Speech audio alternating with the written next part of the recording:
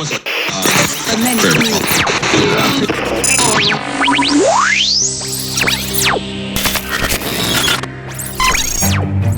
you know you can't explain. But you feel it. You felt it your entire life.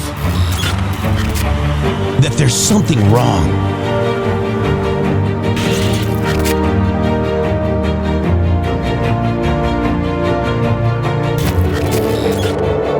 You don't know what it is, but it's there. Like a splinter in your mind, driving you mad. Experience the awakening.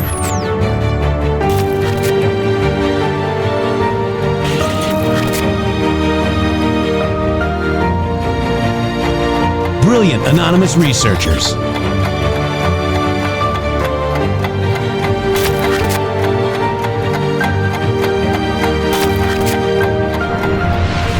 Patriots, join us in the Patriot Army. Trust the plan, pain coming. Boom, boom, boom. Let's go. RedStateTalkRadio.com, Brighteon.tv, Rumble.com/MG Show.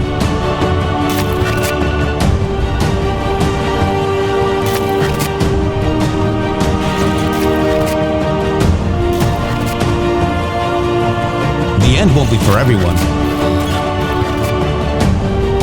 That choice to know will be yours.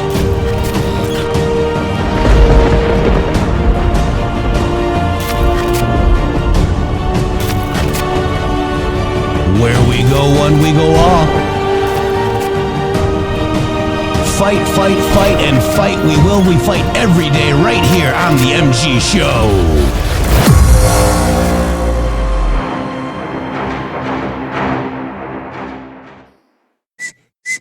I have something in my nose. Hey, Shady, welcome to the show. How are you today? I am just a whistling Dixie, sir. We whistle while we work over here, guys. Yes, it's a very whistle normal. While you work. Welcome to the MG Show, where we got a hot show today. It's a lot. We do a lot every day. We got a hot show every day, and it's a lot. It's Trump August. was screaming from the rooftops today at the White House.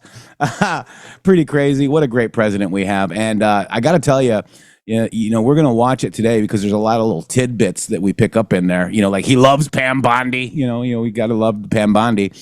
He talked about AG Barr, Durham. I mean, it's crazy what the president was talking about today on that CNBC interview. And they went back and forth and fought a little bit with the fact checking and all this stuff. It was fire. Your president is representing we the people very well. Yeah, and I'm guessing that we're supposed to be talking about Epstein. Yeah.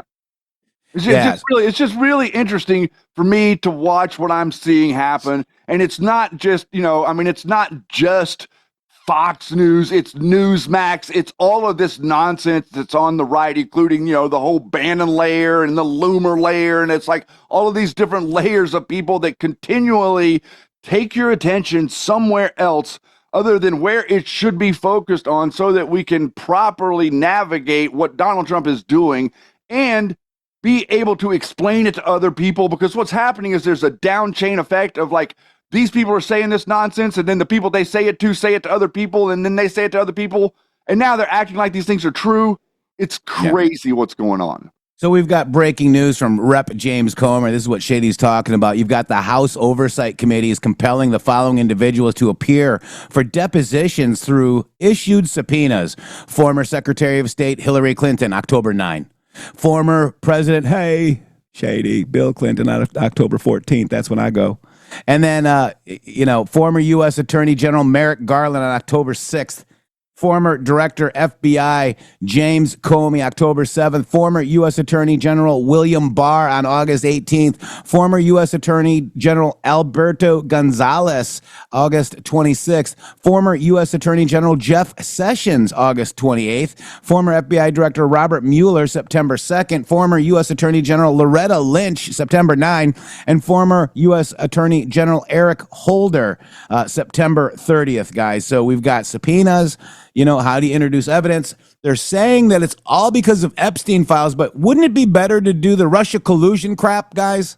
I mean, that's what I'm interested in personally. I mean, I get it that we're bringing, but like, number one, when in history have you ever seen an oversight committee bring in, how many AGs was that? 5 or 6 at least past AGs, like for the last 20 years. They're bringing in all those people. They're not I'd like to see them bring some of those people in to talk about 9/11. I'd like to see them bring some of those people in to talk about all this nonsense that happened like during Obama's administration, as far as like what we could talk to these people about, or a number of issues that we have that they were mentioned about in Q that aren't relevant to either Russiagate or Epstein. Yeah. So October through September 30th. So October 2nd looks like the first one, all the way to former Eric Holder, Attorney General, September 30th. So again, here are the dates for you on the screen. Again, October 9th, October 14th, October 2, October 7, October 18, 26, 28. September 2, September 9, and September 30, respectively, for those people that are on the screen. So it's happening. This is interesting, but it's under the guise of Epstein files or whatever, because, it's a scam. We're going to find out that. But, all these people, too. Loretta Lynch, what about the deal on the tarmac with Bill Clinton? I mean, there's so much that we want to talk about. Will that be brought out? And is Epstein the cover for some of the questions that they're going to ask, Shady? Well, I mean, obviously that these are the original depositions are going to be behind closed doors. So, we'll have to be either like, what are they going to do? Are they going to come up there and they're going to plead the fifth, whenever they're asked direct questions? Probably. I mean, obviously, if you've got them up there under the oath, you could ask them anything. But, this particular subpoenas aren't relevant to anything in public. This is all behind closed door stuff right here. Yeah. And compelling is the same as begging? No, it's you are compelled. Forcing. It's a legal term, man. Yep. There's Meaning a lot of must appear. There's a lot of stupid comments under here. Like you're compelled to appear for, if you have a ticket, a speeding ticket or whatever, that's compelling you to appear. And I'd like to see Susan Rice, Valerie Jarrett, and Mark Elias up there too. Boy, Mark Elias, by the way, I heard him yesterday. Holy crap. You want to talk about somebody that's like gone to the loony bin? He might be the first one to literally land in the loony bin. Like the stuff he's saying, he's out there telling everybody that this shouldn't even be a story. This is coming directly out of his mouth, saying that this stuff regarding what Obama did with the presidential daily brief with Brennan and Comey isn't even a story, guys. Yeah. They are the story because they initiated this. There is no other story than them. The story is them. They tried to pretend like the story was Trump for the last decade. Yeah. Now, how many people on this list, Shady, were pardoned? Okay? Because there's something very interesting. When they are pardoned, they cannot plead the fifth, from what I understand. That is true. All right, so let's look at the pardon requirements. A person who accepts a presidential pardon may lose the ability to invoke their Fifth Amendment right against self-incrimination regarding the pardon defense in the federal proceedings.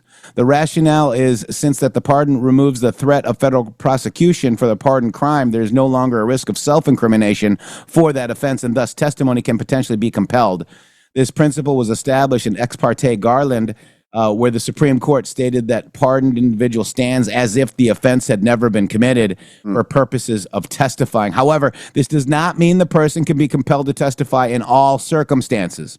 A pardon only covers federal offenses, so the individual could still face prosecution under state law for the same conduct, preserving their Fifth Amendment right in contexts where the state charges are possible. Additionally, testimony about the pardoned crime might reveal other unpardoned offenses, crimes B, C, D. C before D? C for which the person retains the right against self-incrimination. All very interesting. Yeah. I mean, but the reality is, the most interesting thing, I think, is that you have a huge call for this stuff by the Democrats. So you want to talk about a little bit of unity? There is some unity in the country on this issue, and it would be, we're skipping over to ignore, because this is nonsense in our reality to what we think is a priority of the day. But we do have unity in the country over this stuff, and the Democrats are screaming for evidence against them. We'll give it to them. So Anna Paula Luna also confirmed. Benny Johnson made a post. I'm like, is it really just about the Epstein files? You know, I don't think it's just about the Epstein files, guys. I mean, we're always wrong until we're right. But Loretta Lynch, tarmac meeting, Bill Clinton, Hillary Clinton. I mean, the crimes that these people have committed, the crime of the century. This is like the crime of the century, and these are all most of the perpetrators. Shady, mm-hmm. Bottom to top. I just see a comment from you, Caroline. Flynn stays up all night barking at the administration. Then he has on his defense cult, the followers state X isn't real life. Now, that's a very good observation, because what's going on is, like, all of these people in this network of Flynn people are constantly at a fever pitch critiquing and criticizing every single aspect of the current administration, never really capitulating and giving any ground to, like, good things that are happening. Everything is a problem with them about what Donald Trump is doing. But if you decide to criticize or critique Flynn and the way that he's operating, or the money that he's raising, or how he's pulling off all of these antics and what happened on the January the 6th, if you start critiquing or questioning any of that, they rain down on you like you would think people would stand up for Donald Trump, which is very, very key to recognize whenever you're interacting with these people. They act like Flynn is the president, and that's why this whole thing back and forth. Trump is the president. Yeah. Poussin said that none of these people are known to have received a presidential pardon for any crimes related to this matter or otherwise, says Poussin. In the AGs. Yeah, I think she's right about that. Yeah. So, okay. So, we got that. So there could be just like, I plead the fifth, just like everybody else, It's like General Flynn on January 6th. Wouldn't that be interesting to know that, like, past the AGs went up there and pled the fifth? The attorneys general, people who served as the attorneys general of the United States, plead the fifth. That will be a pretty stunning optic. Yeah, it really is. And, if they plead the fifth over Jeffrey Epstein stuff, that's going to open up another can of worms. Yeah. Yeah. It's crazy, guys. I mean, what we're witnessing is absolutely insane, guys. Wow. All right. So let's go into this interview, Shady. It's very, very good. It's the full interview with President Donald J. Trump. He talks about things like the Treasury Secretary Scott Bessent does not want to be the Fed chair, but 4 others are in the running. He talks about the job data, the BLS data, and it's antiquated and very political. He gets into other things like banks discriminated against him. Okay, he talks about he had to move his money from Chase to other banks, and they had to be, local banks because nobody else wanted to take them. He talks about immigration, and we're getting our criminals out of the country. He also talks about the raising of India tariffs, guys, huge. And he says that people love tariffs as well. I love the tariffs. Do you love the tariffs? I love the tariffs. I mean, like, tariff is literally my new favorite word. Yeah. And by the way, President Trump, it is a blistering interview. He goes head to head with the guy. I don't want to relitigate this, but all your people said this and that, and oh my God. And he goes after him. So you're going to be very proud of your president in this interview. This is President Donald J. Trump today, this morning on the Squawk Box. Shady, you ready? I'm so ready. And man, that's exactly the reason that we elected this guy, because whenever he does that, what you were just describing right there, he's not doing it to defend himself. The whole media wants to pretend like he's doing that to defend himself. He's doing it to defend you. And I want you to take it personally. Whenever he stands up to people like Jeff was just describing and asserts the truth, that is the President of the United States speaking up for you to the masses, to the media, to the talking heads. And it's absolutely amazing that we don't deserve him. That's my point. Are we frozen? Okay, you were frozen for a minute. Okay, real frozen? Quick. Rev Rob, I'm 5 very subscriptions. animated. Thank you, Rev Rob, for the 5 subscriptions to the MG Show. Thank you, Cupid's Cowgirl, as well, for the 5 subscriptions to the MG Show. And yeah, I showed you Frozen over here. That was weird. All right, so you ready, Shady Grove? I'm ready. Oh, Here we go. Here we go. This is the interview. I might interrupt Morning, with President commentary. Donald Trump. Yeah, Mr. I know. President, welcome. Thanks for calling in. Wish you could be here in person, but I'll be listening. But we'll do this. Good morning, Joe. We've been talking about the BLS and the employment numbers all morning long. Sometimes I know you get a chance to tune in. I want to bring up a chart. I hope you can see it, or else I'll describe it to you. This is the response rate over the last 10, 12 years for the BLS, the household survey. It's dropped from 90% or so on time, down to 60 and sometimes even lower. It's arguably the most important number we get about the economy. Yesterday, we had Wharton Professor Jeremy Siegel on. Just bear with me, Mr. President, and listen to this. I know you're familiar with Wharton, but unsolicited, this is what Jeremy Siegel said yesterday about the numbers. I'm not going to let the BLS off the hook. I mean, you talk about how to fix it. Make these questionnaires mandatory and give them a time limit to fill it out. I think the response rate's down to 60%. I mean, that's unacceptable for the most important statistic that we have. It's almost like we're sending them out, fill it out when you can. We know you like to go to the beach in the summer, so it might be a little bit late. This is just not acceptable today. We need that response rate has to go up. And when you make the biggest mistake in 50 years, why? Why wasn't there an explanation? It's 258,000 less in 2 months. That was the biggest revision since 1968, Mr. President. So we're in the internet age. We still can't get any instant data. We're still using snail mail to get the responses back.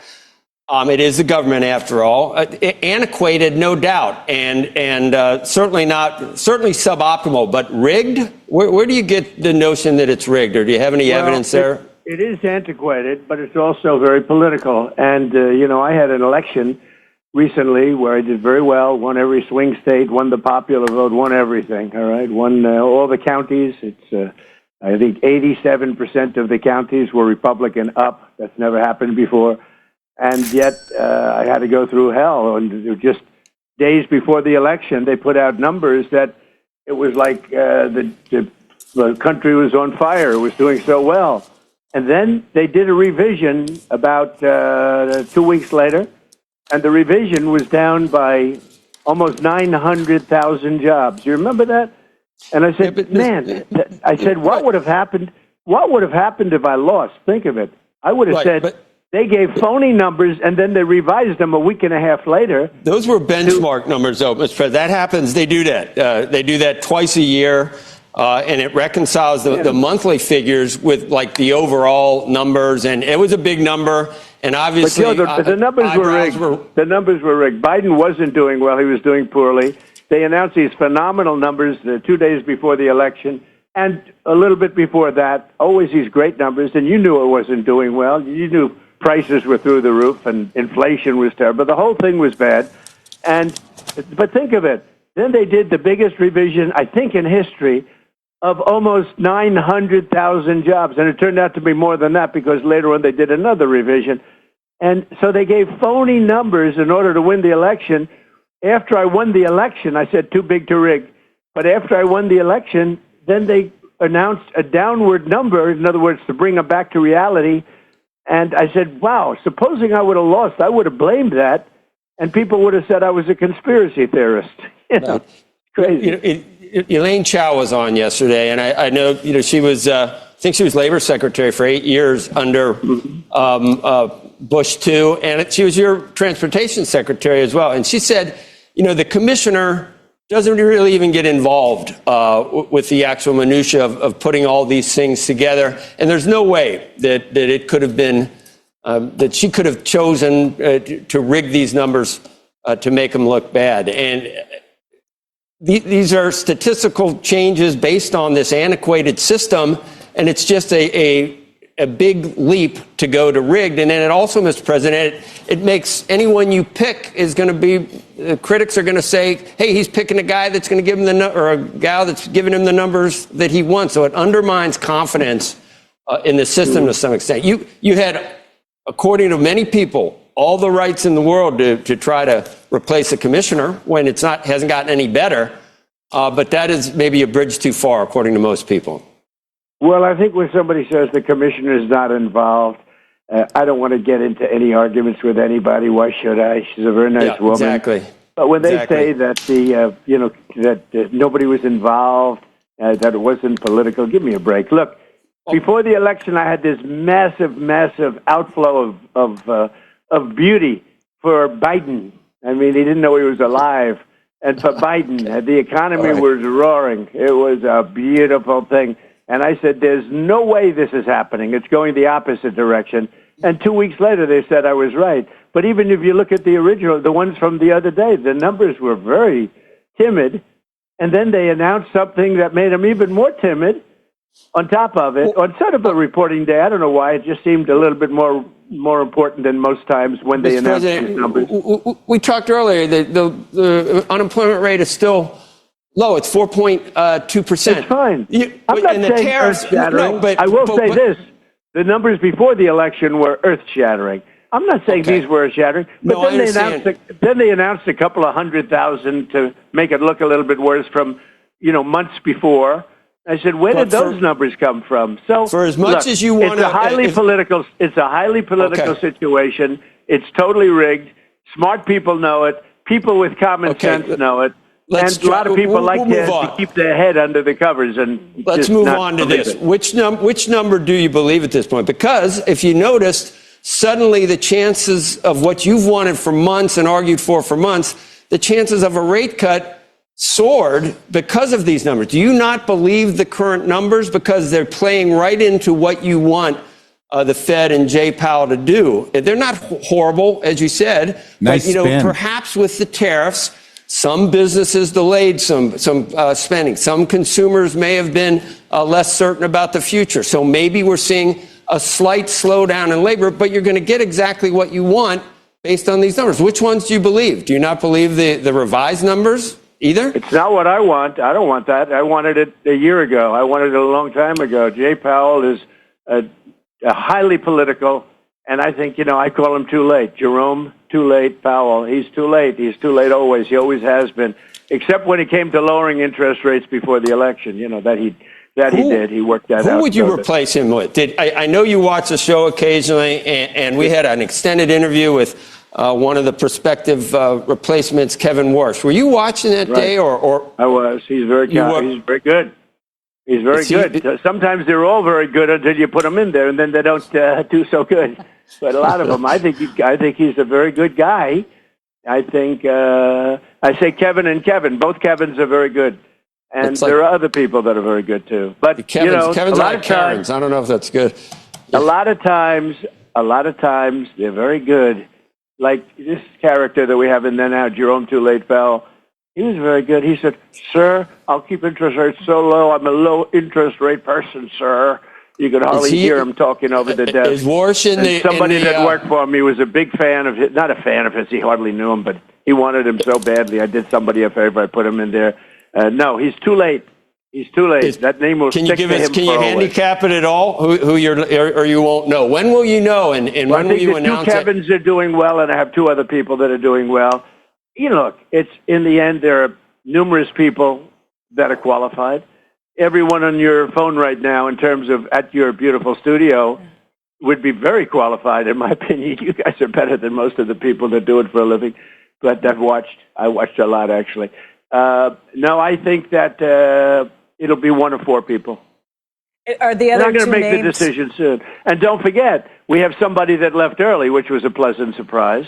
We have a woman that left early. She announced 2 days ago that she's leaving, and I'm going to be announcing that very shortly, too. That will be, most likely it'll be for the 4 months, for the short period of time. But a lot of people say that when you do that, why don't you just pick the person who's going to head up the Fed? That's a possibility, too.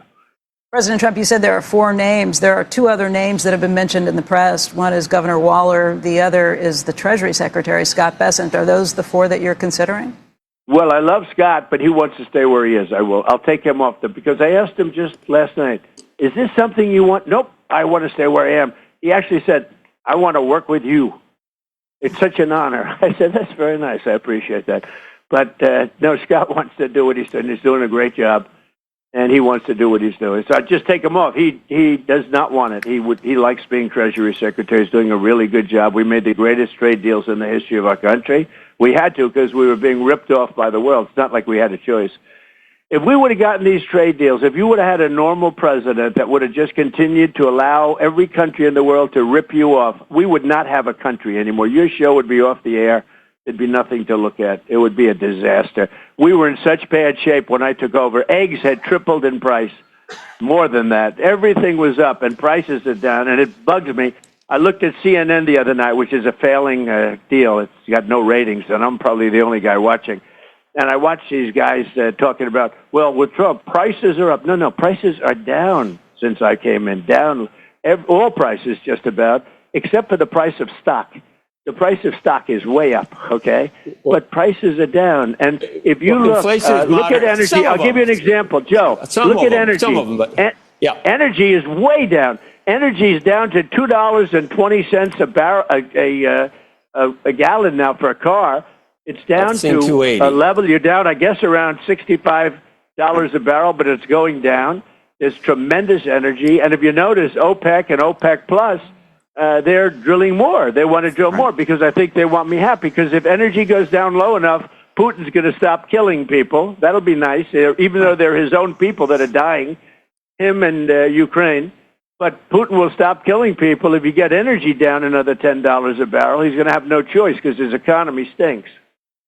Mr. President, it's Andrew here. It's great to speak with you. I just wanted to ask you about, you mentioned tariffs. And on Sunday, you talked again about this idea of dividends for middle and lower income folks that might come off of the tariffs, meaning the revenue that's coming in from the tariffs.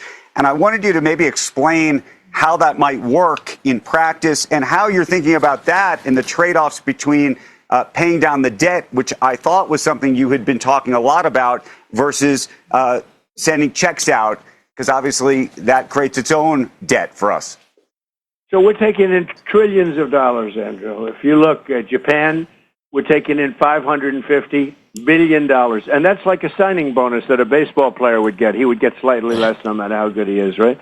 But they give a signing bonus of $1 million or $2 million or $20 million or whatever the hell they give today. It's so out of control. But a signing bonus. So I got a signing bonus from Japan of $550 billion. That's our money. It's our money to invest as we like. European Union, $650 billion. Think of it. And they're going to buy $750 billion worth of our energy. And they're going to do this and they're going to do that. And by the way, they're going to open up their countries, which they've never done. Japan has never. If you did business in Japan, they would arrest you. You're not allowed to do any business. And now Japan has totally opened up their country. They're even taking our rice, which is something that nobody said was possible. But more importantly, they're taking our cars. They're taking the very beautiful Ford 150, which does very well, and I'm sure will do very well there. And other things that do very well here will also do well there. You'd be surprised at some of the great things we make. But Japan has opened up. All of these. Indonesia's opened up their country. South Korea has opened up their country. But not only opened up, and that's going to be huge business. When you open up South Korea, it's a closed country. And now all of a sudden we're allowed to sell cars into South Korea and trucks and SUVs. I mean, we're really opening it up. Vietnam is opening up their country. You know, these are all closed countries. But the EU was closed. They wouldn't take our agriculture. I said to, let me just say a prime minister, a very nice prime minister, a couple of years ago, I said, how many cars are you taking a year? Let me guess, is it one or two? She said, no, we don't take any of your cars. I said, that's right. That's not nice. I said, that's not right. That's not a nice thing, Angela. But they took none of them, and now they take all our cars, all our trucks. Everything is open, 100%.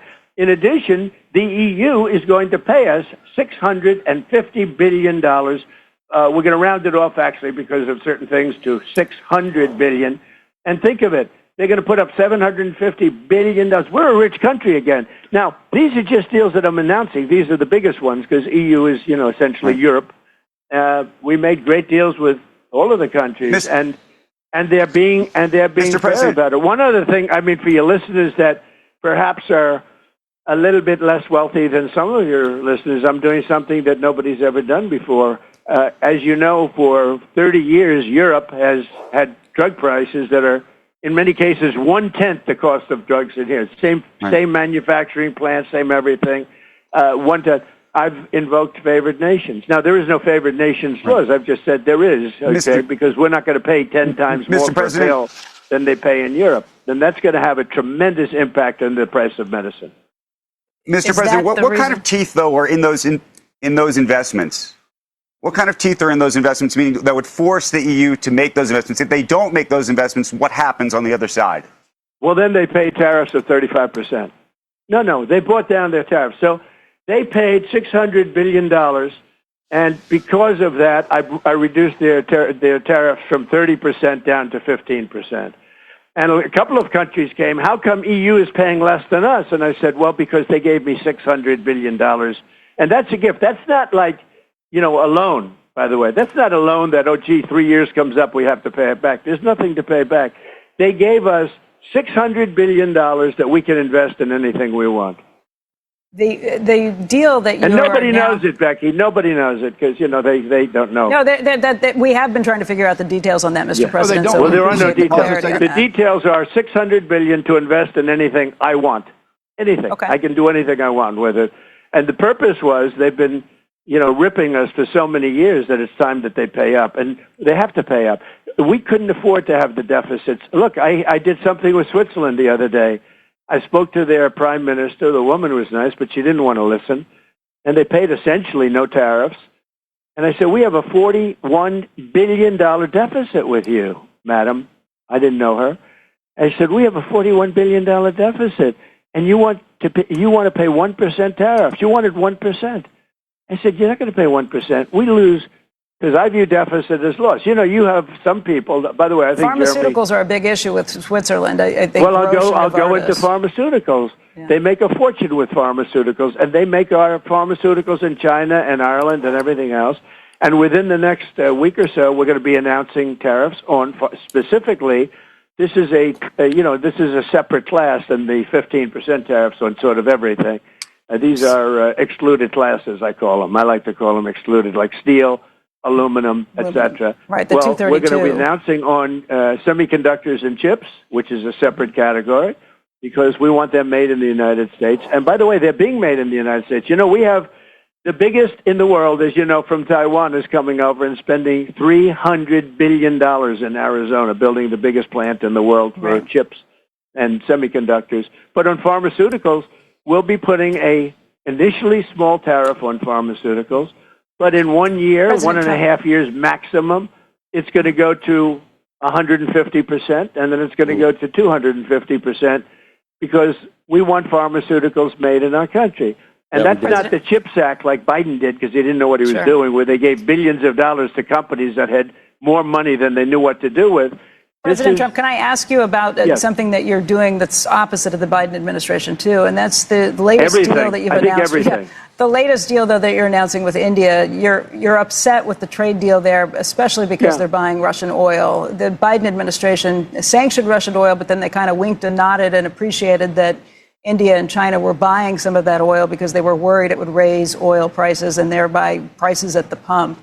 To you, is it more important to shut down the Russians on this than to worry about oil prices? I'm not worried about prices because we're drilling at levels that nobody's ever seen before. And what Biden did is he stopped my drilling. And then prices, if you remember that first couple of months, prices went through the roof. And he immediately said, let's go back to what Trump was doing. Let's go back to it. But by that time, they had blown it, and the energy prices were so high, and that's what caused that, and his crazy spending is what caused, by the way, the largest inflation in the history of our country was during the Biden administration. Not 48 years. They like to say 48 years. It was the largest in the history of our country, the inflation that we had during Biden, because the man obviously didn't know what he was doing. But with India, what people don't like to say about India, they're the highest tariff nation. They have the highest tariff of anybody. We do very, very little business with India because their tariffs are so high. So India has not been a good trading partner because they do a lot of business with us, but we don't do business with them.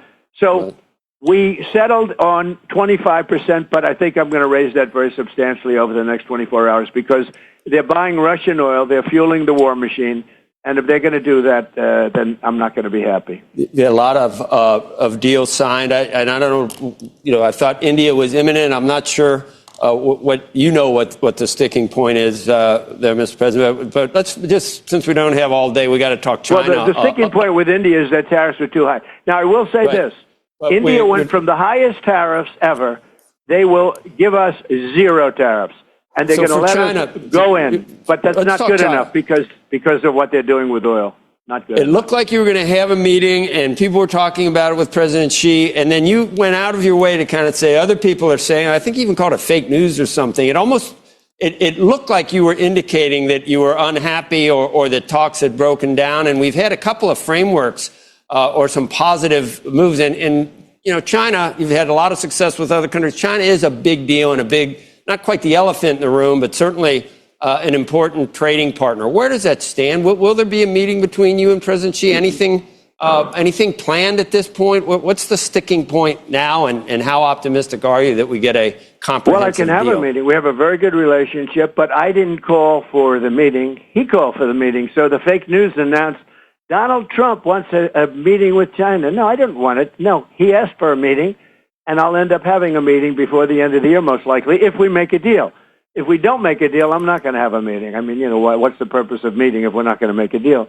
But we're getting very close to a deal. We're getting along with China very well. I will tell you, you had a point when I had 145% tariffs on. I put in for fentanyl. I actually said to people, where are we now with China, by the way? Because I kept adding more and more.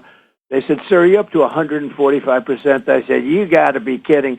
So I sort of had to bring it down a little bit. But when it was up to 145%, meaning we were doing zero business with China, China was collapsing. I don't know if you know that. You haven't reported it, if you do.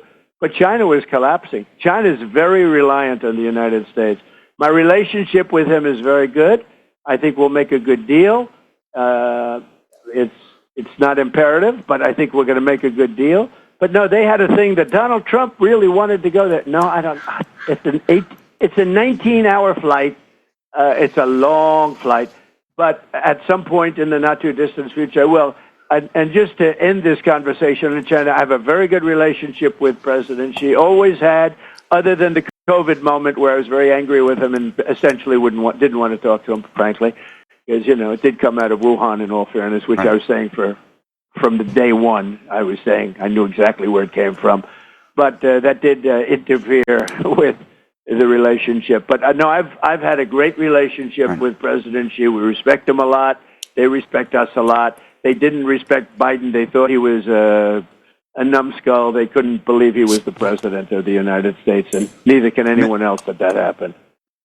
Mr. President, on a different topic, the Wall Street Journal is reporting that you're prepping an order that they say would punish banks that discriminate against conservatives, including potentially Bank of America. I'm going to be actually talking to Brian Moynihan here later today. Can you tell us about that executive order? What's in that? And what do you think the banks have done? Well, they did discriminate. I had J.P. Morgan Chase. I had hundreds of millions of dollars in cash. I could see if they want to, if they want to do something bad because you don't have any money and you're defaulted and they took people out. But I'll give you me as an example. I had hundreds of millions. I had many, many accounts loaded up with cash. I was loaded up with cash. And they told me, I'm sorry, sir, we can't have you. You have 20 days to get out. I said, you got to be kidding. I've been with you for 35, 40 years. They said, and I mean, I had all this. I didn't know what to do with it.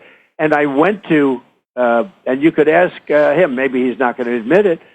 So I said, I was informed by my people that we have to get out of Chase Manhattan. That's Jamie and J.P. Morgan Chase. So I said, I can't believe it. Well, I was never in this situation before. I've never had anything like it. And it's not like, gee, you defaulted on a loan. I can understand that. That's different. But there's no defaults. I mean, there's nothing but cash. I have a really great company. And then what happens is I call up Bank of America routinely because when I was president, this was after I got out, by the way, I call up Bank of America routinely. And I speak to him and I speak to a couple of people, and they have zero interest. Brian was kissing my ass when I was president, and when I called him after I was president to deposit $1 billion plus and a lot of other things, more importantly to open accounts, which banks always like. They like accounts because they get interest-free, the overnights and things, there are a lot of reasons for it, but they like accounts. I had hundreds of accounts, and he said, we can't do it. No, we can't do it. So I went to another one. I ended up going to small banks all over the place. I mean, I was putting 10 million here, 10 million there, did 5 million, 10 million, 12 million. I have them all over the place, the craziest thing. And it's lucky I even had them. They were doing me a favor. And that's because the banks discriminated against me very badly. And I was very good to the banks. I had the greatest economy in the history of our country when I was president.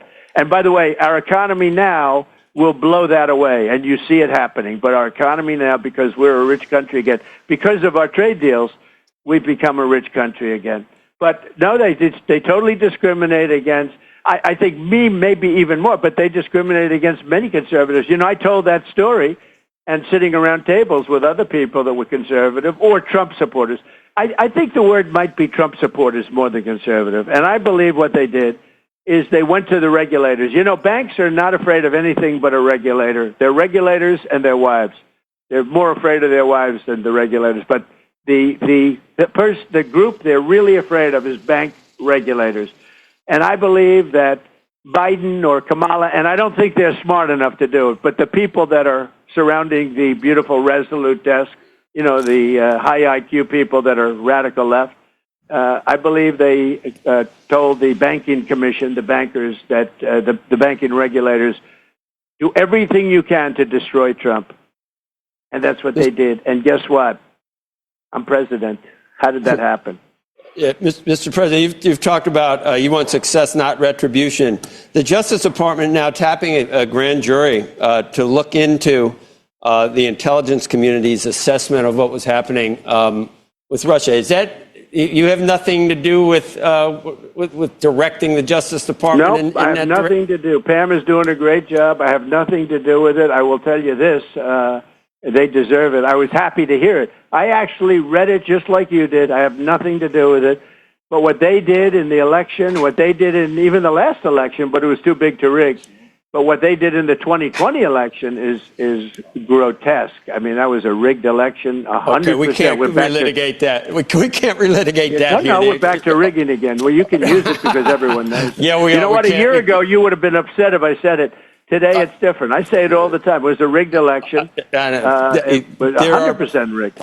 We can't relitigate because it. And I'm sure that's going to be brought up. Independent sources, even your Justice Department.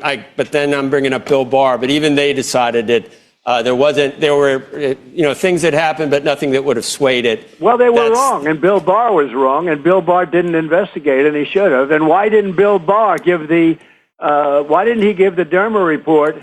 Why didn't he give that report, the stuff that's in there, that's all this stuff is coming out of it? Why didn't he give it earlier? I mean, why did it take so long to do it? And why didn't he give it? Why didn't they announce it earlier? Because it morphed. What happened is it morphed into the Biden administration, and the Biden administration buried it. So, it's too bad. How about Texas? Now we're going to do mid-year or midterm gerrymandering based on that's going to be a quid pro quo or something with in blue states now, Mr. President. Did you? Well, they did it to us. Those blue states that you're talking about. Somebody gave a good example. In Massachusetts, I got, I think, 41% of the vote. It's a very, blue state. And yet it's got 100% of Congress, 100%. So I got 41% or something.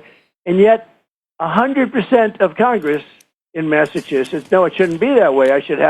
We should have a couple of Congress people, but we have none. And think of this, 100%. In Illinois, where you have probably the dumbest of all governors, Illinois, that guy is really the business is flowing out of his state. It's terrible.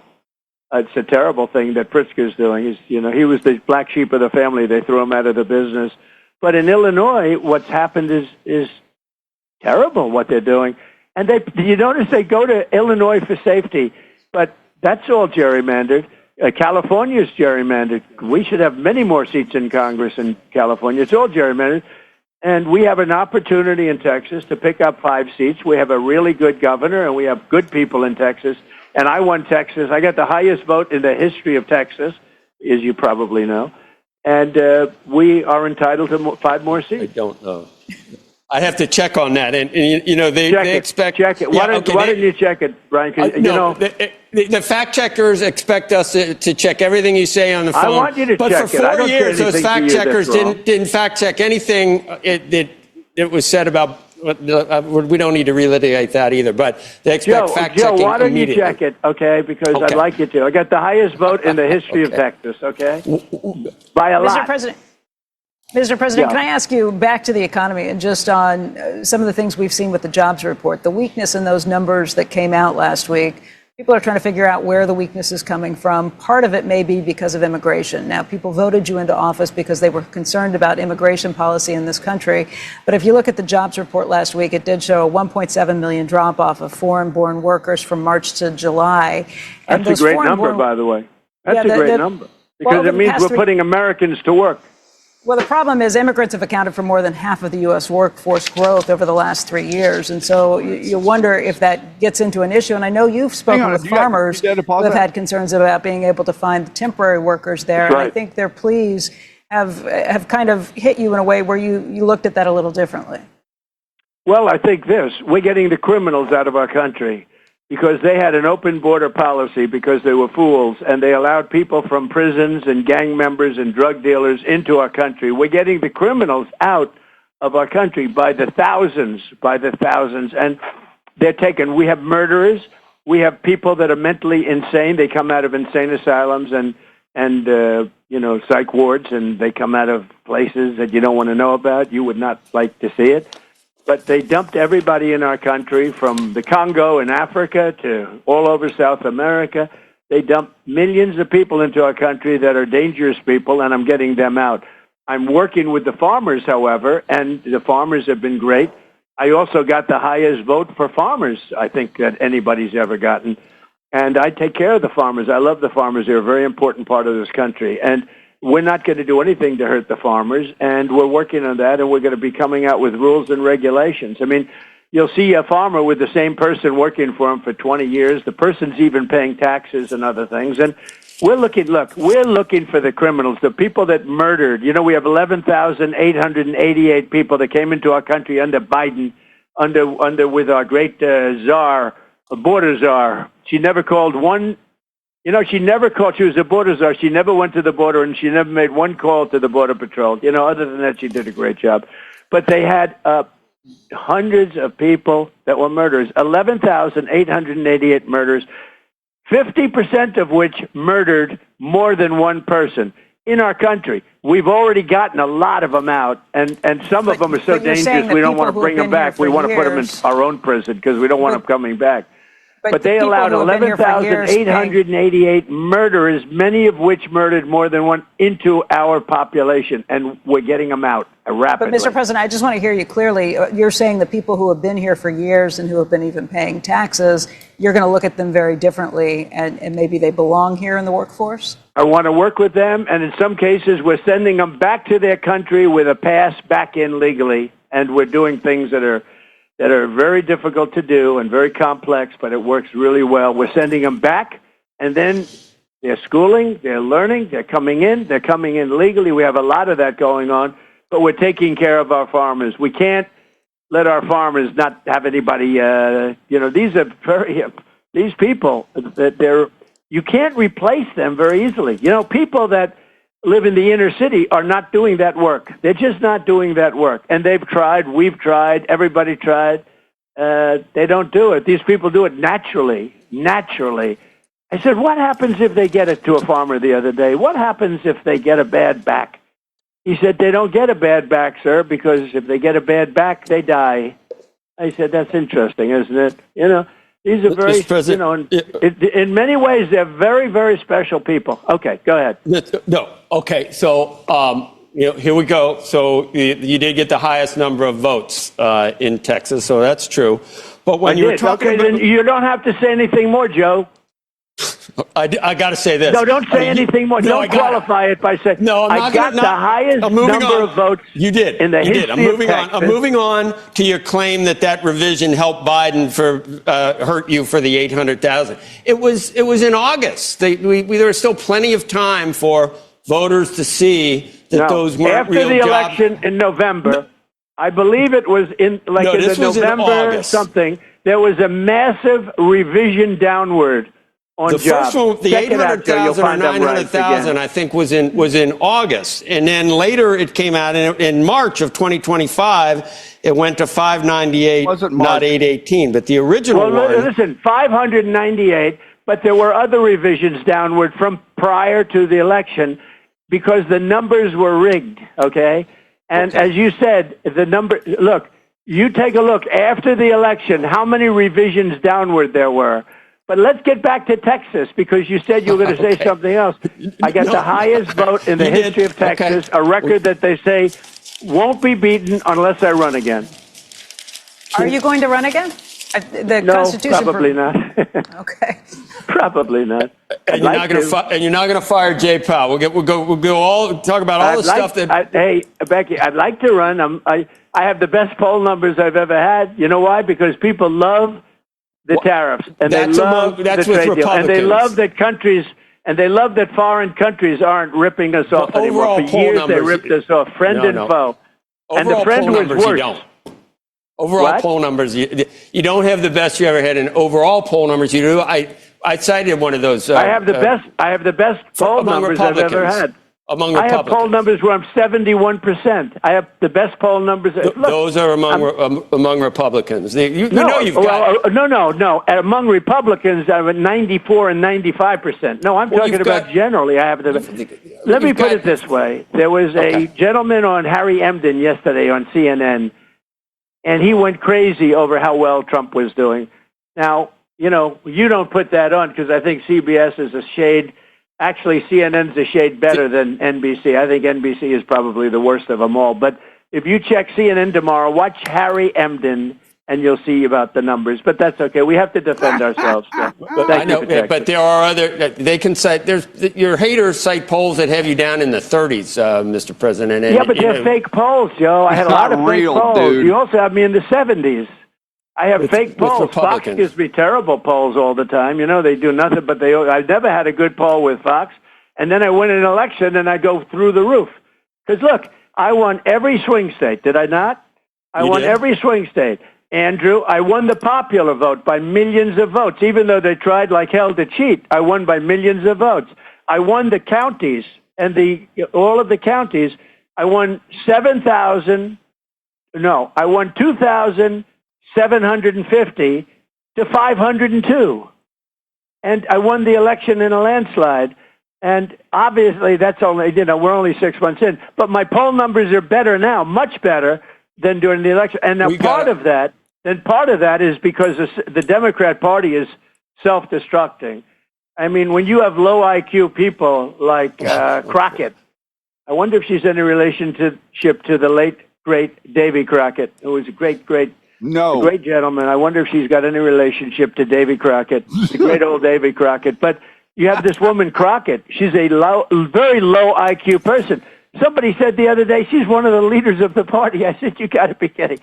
The Democrats are lost. They have Trump derangement syndrome so bad that they can't walk. They can't talk. They don't know where they're going. Schumer is finished.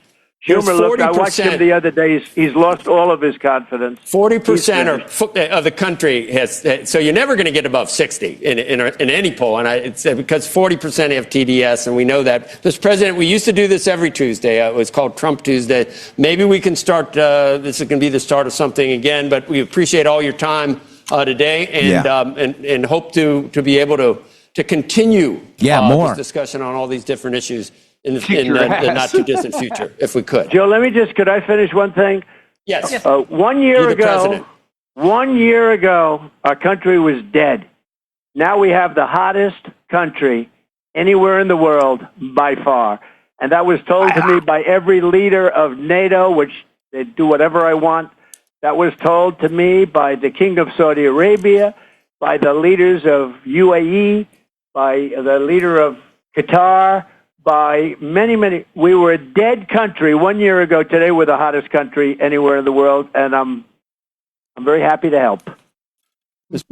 I'm very happy. What's funny is, he's happy to help. He shredded CNBC. Everybody's like, he shouldn't go on there. He should. What are you guys, censors? Don't you want your president talking to networks like this? I do. Do you, Shady? I really do, and I want him. I think it was great. It's amazing, and him being assertive like that is perfect, and it's showing strength, which everybody, including the people on that program, aren't used to seeing. Yeah. Press 47 if that's your president and you want him to go on Squawk Box again and squawk all over these people. Every Tuesday, that'd be great. Yeti's going to show the 47s. Here's my 47 coming in too.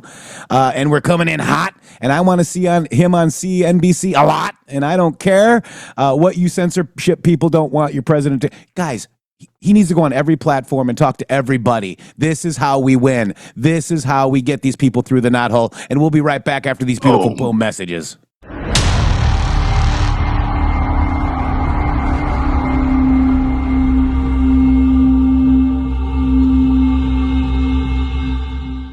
Hello to all of you beautiful patriots out there. First of all, let me just thank you all for supporting this show. We wouldn't be here without you. But I have a huge announcement regarding donations. It has come to our attention that using the Rumble app is taking an additional 30% of your donation to the show. Let me explain. According to our TOS, Rumble takes 20% of all donations made through the web browser. And that's at 20%. It's a good deal if you consider other platforms like YouTube and such. There is a hidden cost that we just found out. For example, we received the generous $500 donation from Spill Tea, and thank you so much for that, from the Rumble app on Apple.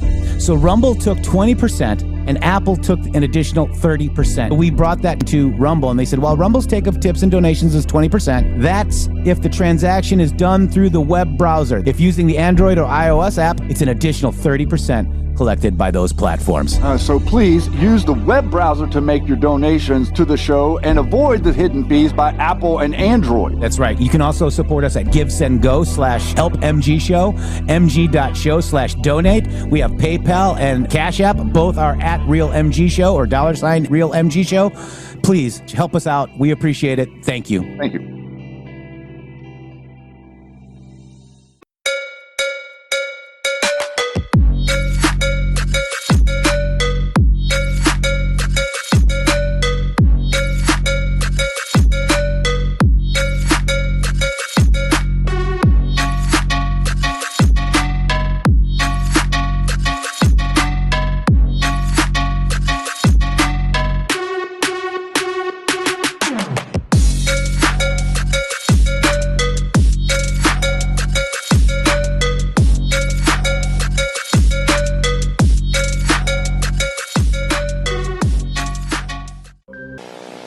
And there's a reason that people are like this, because people, for the most part, are mindless sheep. The Illuminati are absolutely correct. I have discovered this. It has been one of the greatest disappointments of my life to discover that most people, the people that I have been battling for, the people that I have laid my life down for you can be sure that when the New World Order comes into power, my life is forfeit for the work that I have done. It has been the greatest disappointment to find out that they are absolutely right about most of what they call the masses. Whenever you hear somebody use that term, they're usually one of them. Are nothing but cattle, sheep, mindless animals, stakes on the table and beasts of burden by choice and consent. Yes, ladies and gentlemen, it's true. It's because from the beginning people are taught to be stupid. Taught not to think, not to challenge. Taught not to ask questions. You can't even figure out what's going on in your own neighborhood, much less how to stop this New World Order or what to do about it. And so many of you are so absolutely ignorant and stupid. You see, I'm sick of it, folks. You're not going to win anything. You're not going to escape anything, and you're not going to get liberty back. Not at all. You're too stupid to do it. You're too ignorant to do it. You've got too many agendas of your own, most of which are to keep your little fantasies going around you so that you never have to look at the truth and so that you never have to be blamed for anything. But the truth is, if you want to know what's wrong with this country, ladies and gentlemen, go look in the mirror. Go look in the mirror. And you will see exactly what's wrong with the United States of America staring at you in the glass. I'm just sick to death of it. I am so sick of the lies and the hypocrisy and the bullshit and the manipulations. And you think that you're going to create a world of liberty and freedom? No, these people are going to enslave you because you must be enslaved, because you've got to be controlled, because you can't control yourselves. You can't decide upon the truth. I'm beginning to have a much greater respect for the Illuminati than I ever have in the past. They've been telling me for years, Bill, these people will spit on you. We know that you're telling them the truth, but they don't want to hear the truth, and that's why they have to be controlled and manipulated and led to the slaughter. And I always said in my stupidity, no, you're wrong. You see, you've been hiding the truth from them. All you have to do is show them the truth, and things will be better. It will change. We'll have a good world, peace on earth. Nobody will have to kill anybody again. We can live in freedom and liberty, responsible with the truth. Boy, what a fool I have been all these years.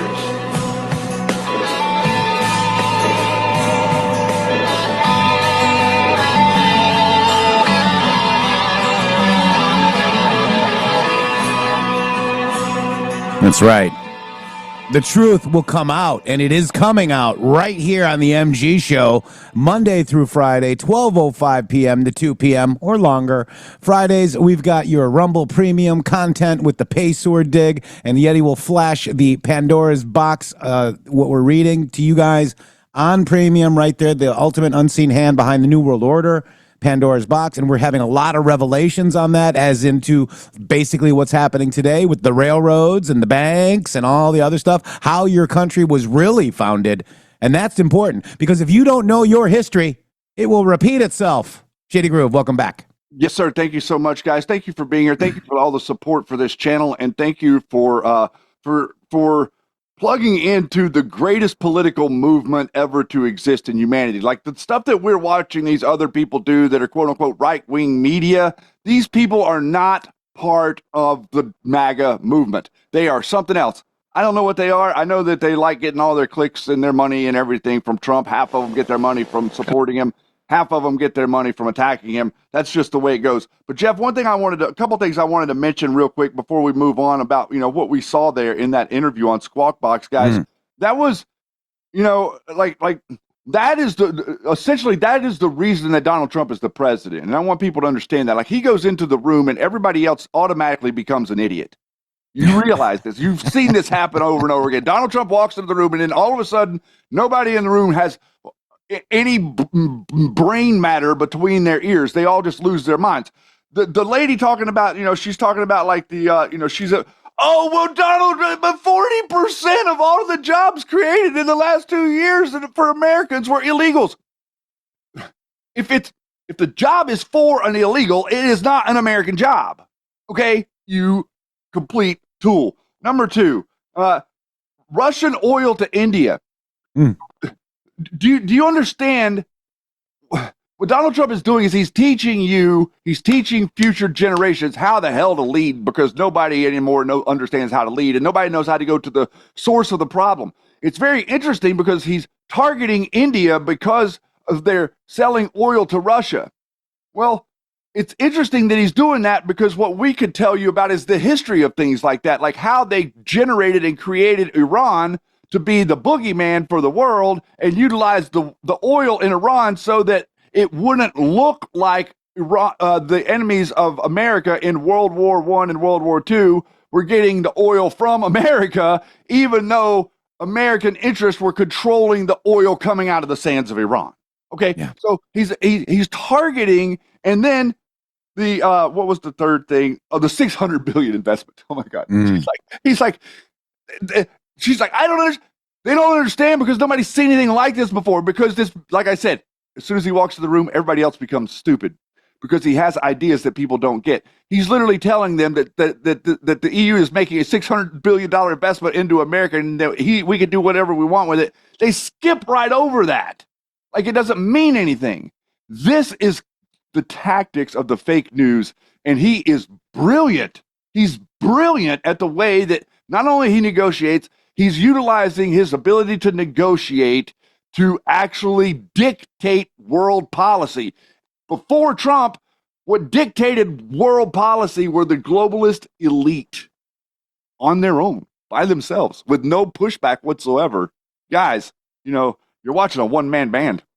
But Shady, I don't want him to go on CNBC because they're bad. Yeah, I want him over there. I want to censor my president from talking to everybody. I want him representing me everywhere. I want him on CNBC, guys. I mean, I don't think you guys understand how big that interview was, guys, because there's people looking at these asshats there saying, oh, my God, India? You got $600 billion. They don't know this. No, that's exactly. They don't know that it was rigged. They don't know they thought it was rigged. Like, it was rigged. Yeah, it was rigged. They rigged it by a lot. I mean, this is like so. Yeah. This is interesting too, because he said at the end about coming back every Tuesday. I remember that. I remember Donald Trump going on Squawk Box. You'd be flipping through there if you were at home in the middle of the day, and Trump would be on there talking about the economy and talking about what an idiot Obama was, talking about how bad George Bush's policies were. Like he was part of our everyday conversations. They act like, the media acts like he's some sort of pariah that like fell out of the sky that nobody knew was there. They all had their, adoration of him before he started being in politics. They loved him. They loved him. Mm-hmm. Shady, real quick, I want to talk about something right quick, if you don't mind. I don't mind. Let's do it. All right. So this is it. This is, this is integrated with Rumble, guys. So, basically, we need to tell you about this pickaxe. It's a user first platform built for people, not algorithms. You know what big tech is up to: data mining, bot-driven feeds, black box AI deciding who sees your work instead of pickaxe. Instead, Pickaxe actually hands you an algorithm-free chronological feed with native Rumble playback, auto-publishing of your live streams, free blue check verification, and full monetization control. Your voice, your rules. Best of all, the web version is live right now, and our iOS and Android apps are next month. They're dropping next month. So on Pickaxe, your Rumble video plays seamlessly right through your feed, right there in your feed, and they build into the platform. It's already built in, like your Rumble feed, it looks as if it was built into that platform, guys. No embeds, no workarounds, just smooth native playback. Even better, in beta now, creators can connect their Rumble channel to Pickaxe to automatically post live streams and videos so your followers never miss a moment.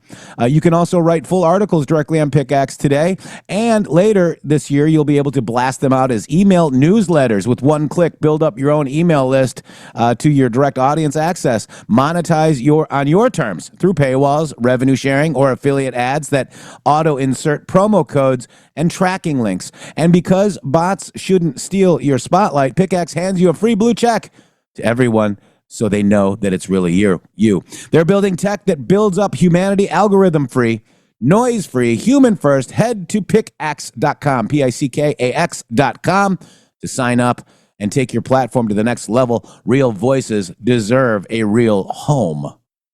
Very nice. Thank you so much. We might have to check that out, Shady. I was going to say, that sounded kind of interesting. Yeah. So sign up for Pickaxe right now and ditch those algorithms. All right. So we just played, that Bill Cooper clip, Shady, right? Mm-hmm. Talking about the truth. Mm-hmm. Okay. The truth is very important, and the truth always wins out, doesn't it? In the long run, it does. It takes a minute, but yes, it does. So this is Donald Trump's post on August 4th at 9:56 p.m. The truth always wins out. This is great news. God bless America. President Donald J. Trump, okay? This is a very good article. Ex-Obama officials face federal grand jury probe into whether they're promoted false Trump-Russia ties, all right? It's kind of huge, Shady Groove. It's really kind of huge. The Justice Department is opening up a federal grand jury of former Obama administration officials who allegedly conspired to whip up a scandal about President Trump's purported links to Russia during the 2016 election campaign, the Post has learned. But the MG Show has been reporting on this since 2018, Shady. And we've been accurate. We've not just been reporting on this. We've been accurate, and we were accurate because we listened and paid attention to what the real evidence was, as opposed to like what the people that are trying to gaslight you in media say. And it's not just the media on the left. Yeah. So, Jules, we know that they subpoenaed Hillary Clinton for the Epstein case. We reported that earlier, but we think it's much bigger than just the Epstein case. All right. So we talked about that, okay? But this is bigger than the Epstein case, guys. Okay, can we all agree with that? That this Russian collusion stuff is a lot bigger than Epstein. Way bigger. Can we? Yes. Okay. Can you take your little head out of deep dream real quick? Because we have a victim. Yeah, we have a victim, and you are the victim. Donald J. Trump is the victim. We are the victim. Like, I'm a victim. What this show is a victim. You know, these people, because of these people's lies, our channels were taken down. Because of these people's lies, they wrote 40, 50 articles about us acting like what we were doing was somehow wrong, when in every single instance, the stuff that we were reporting on when we got censored was accurate. Okay? Yeah. I know everybody wants to like skip over it and act like it doesn't mean anything. It means a lot. It means a lot whenever you're told your whole life that you have freedom of speech, and then whenever you decide to like utilize your freedom of speech and stand up and start calling out government corruption, they do everything in their power to shut you down. And then you realize that the people that are pretending like they support you are actually worse than the people that censored you to begin with, and they are censoring you also. This is a big deal. What we are talking about has to do with the whole apparatus of government and the military psychologically operating against you and engineering a coup in America and generating the optic that the greatest political movement on earth, MAGA, is a bunch of violent thugs that beat police officers. That's right. And Catherine Herridge agrees with what the MG show is saying right now, because there's an extraordinary overlap, guys.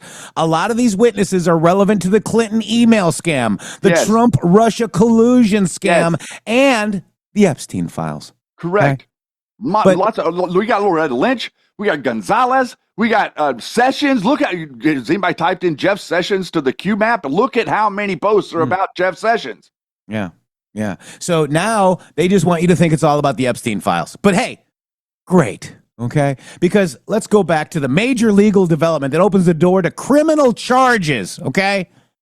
You're not going to get criminal charges from Epstein. I don't think so. Anyways. No, you're not. And if they do, I'll report it then. But for me, they're having grand jury testimonies now. What happens when a grand jury is impaneled? Okay, charges. Okay, here's the evidence. We need to indict them. We need to arrest them. That's what they did to Trump. That's what we're going to do to them. It looks like, Shady. That's exactly what they deserve, and that's exactly the reason that we're here to report on it. Yeah. So the major legal development opens the door to criminal charges against prominent cabinet members who served President Barack Hussein Obama, including the DNI, James Clapper, former CIA Director John Brennan, and former FBI Director James Comey. It was not merely immediately clear whether the grand jury would be based. It's not. Okay. So this is a Q proof. Okay, it is not in D.C. It's in Florida. Okay, which is a boom, because there's not a bunch of people that are sympathetic in Florida. Like D.C., they're 98% sympathetic. In Florida, they're like 50-50. Let's look at grand jury. Okay, grand jury. I'm sure there's no Q proofs or Q. There's 14, Shady, and there's actually a couple that are GJ actually also. Yeah. So let me continue. I know. What does it mean if a grand jury is impaneled? Okay, it means charges are coming. Okay, it talks about Mueller, it talks about Sessions. Oh my God, Shady, and the same thing. Okay, so here's the one down here. We're gonna get down here, and I'm gonna show you exactly. It says grand jury in place. Okay, there's already a grand jury at one point, guys, and we're talking about Huber back in the day. But what happens? This is a huge grand jury, can be impaneled anywhere in any deep red state away from D.C. This is very important, and why Trump needed to appoint as many judges as possible. Do you understand this part? JD, you understand that, don't you? I really do, and I understand how the people and the players that we've been talking about for the last 8 years play into a grand jury. Would the grand jury be members of the D.C. community? Yes. No. They're not going to be. They're going to be in Florida. Yes. Correct. So would a second SC be based in corrupt D.C.? The answer is no. It's in Florida, guys. And this is a future proofs past. Yeah. We still have fraudulent elections. We're talking about this, guys, okay? We're talking about this. Can I make a statement, Jeff? We've always had fraudulent elections. Elections have never not been fraudulent, guys. I don't know we why. We went back to Lincoln, and his election was fraudulent. I mean, it's always George Washington, we showed you all this. We know. Okay? By the definition of election, you're kind of indicating there's going to be fraud. There's fraud in every election. And we have fraudulent. Never mind. Okay. All right. So Trump and the current DNI, Gabbard, have called a federal probe in the early days of the Russia collusion. Okay. And dubbed Crossfire Hurricane. Through Commander-in-Chief himself has acknowledged that his predecessor is likely immune from prosecution. They need to say that. But we still have a future proves past, hopefully coming, Shady Grove.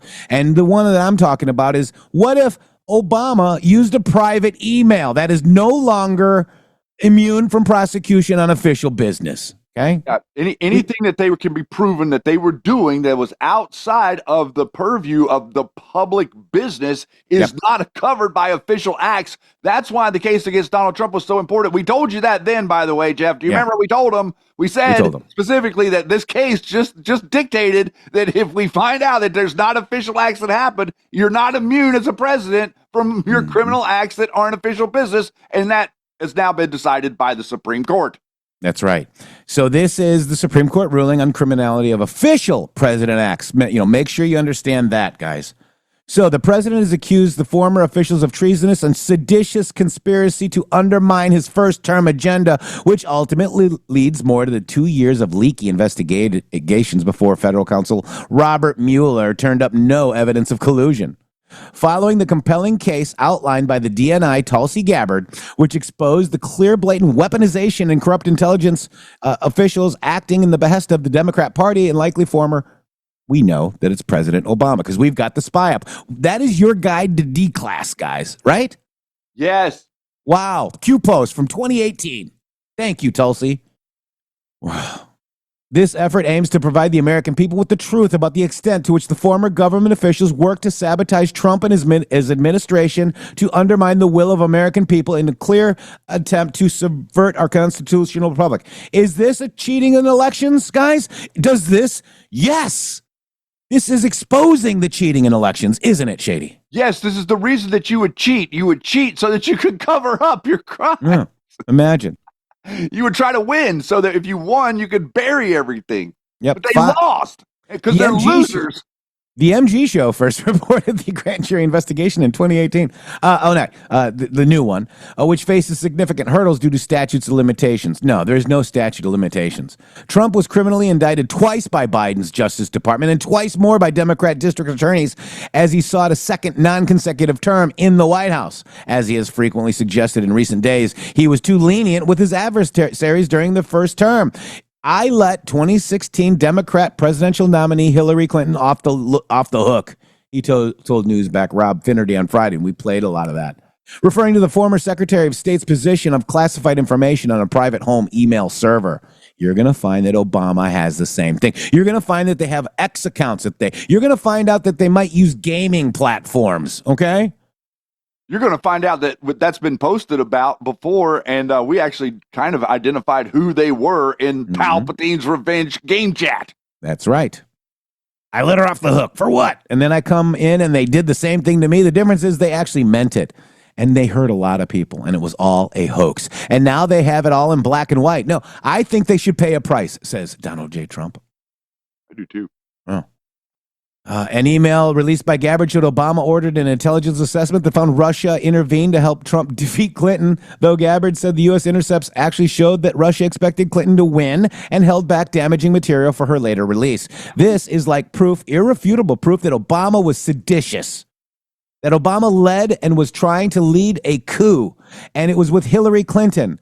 It was with all these other people, but Obama headed it up, Trump said last month. Brennan, 69, is believed to be under investigation for actually lying to Congress, okay? In May 2023, he talked about ex-British spy Christopher Steele's dossier of salacious claims against Trump. Steele was paid by a research firm, Fusion GPS. Shady, stop it. We don't have any of this information, do we? We have every single ounce of this, dude.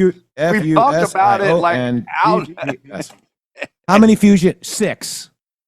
Fusion G. Here's your guide to D-class. And it's happening literally in front of you. Yes. Yes.